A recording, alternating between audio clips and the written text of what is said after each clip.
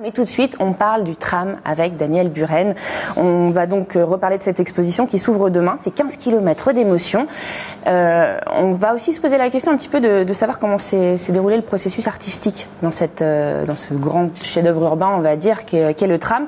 Votre travail, souvent, résulte de l'établissement d'un dialogue entre vos œuvres et leur environnement physique et social. Le tram, pour le coup, c'était le meilleur terrain de jeu pour vous. Ah oui, il faut dire que là, on est en face d'un projet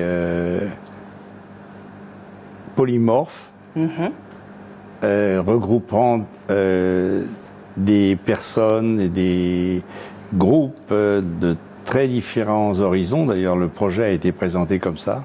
Qu'est-ce qu'on peut faire pour que ce soit quelque chose qui touche non seulement évidemment à la réalisation de cet objet roulant qui va transformer la ville, mais pas simplement ça.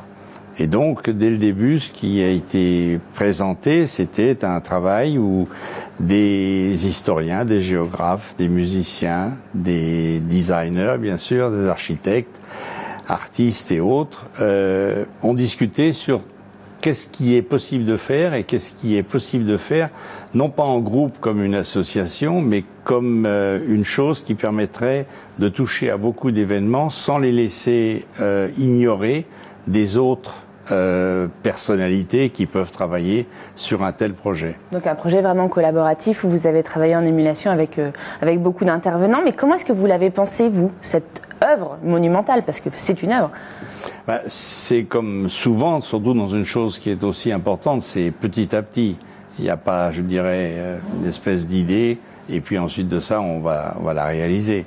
Donc, surtout dans ce cas-là où je ne suis pas seul du tout, il y a beaucoup d'échanges, il y a beaucoup de discussions, ce qui fait que chacun, même quand ensuite il fallait être plus particulier ou plus précis, chacun était toujours mis au courant un peu de ce qui se passait dans les autres domaines.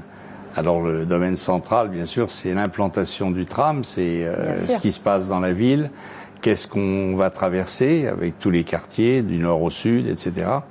Et ensuite, ce qui est impliqué par cet objet roulant, la confection des stations, les passages sur les fleuves, bref, ce qui fait la qualité, le charme et la force de cette magnifique ville de Tours. Tout à fait. Et là, on découvre à l'antenne, alors certains même de vos dessins, on découvre votre projet. Il s'articule en plusieurs étapes. Il y a 7 on va dire étape artistique dans le parcours du tram, plus la 8e qui est bien entendu roulante, on va dire le tram. Comment est-ce que vous avez pensé ce parcours?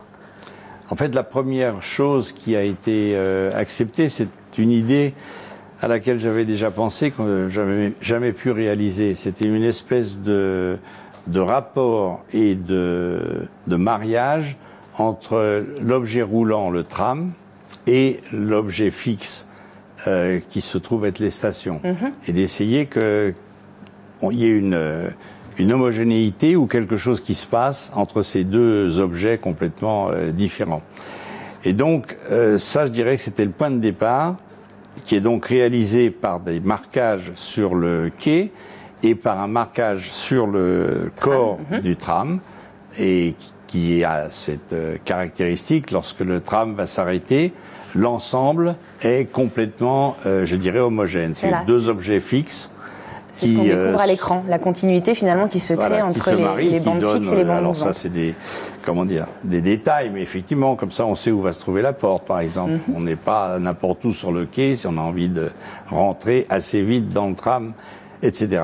Et puis, petit à petit, on a pensé, ce qui était dans l'idée générale au départ, de ne pas laisser ce tram tout seul comme une chose qui traversait la ville, mais qui en même temps, puisque ça la transforme dans tous les cas de figure, et quoi qu'on fasse, même rien du tout, d'essayer de faire en sorte que c'est pas étranger à un changement dans cette ville, et un changement entre autres visuel, esthétique, etc.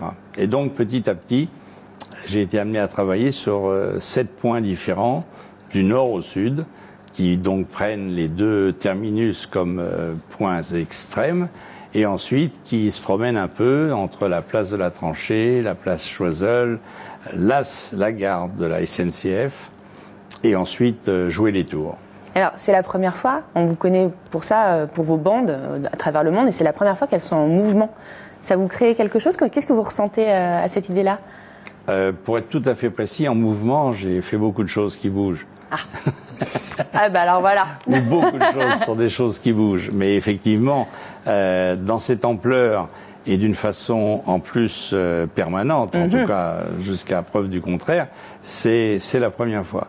Et surtout ce rapport entre justement ce grand objet roulant et les stations de cet objet, là il y a un rapport qui effectivement me semble aller plus loin que ce que j'ai fait jusqu'à présent.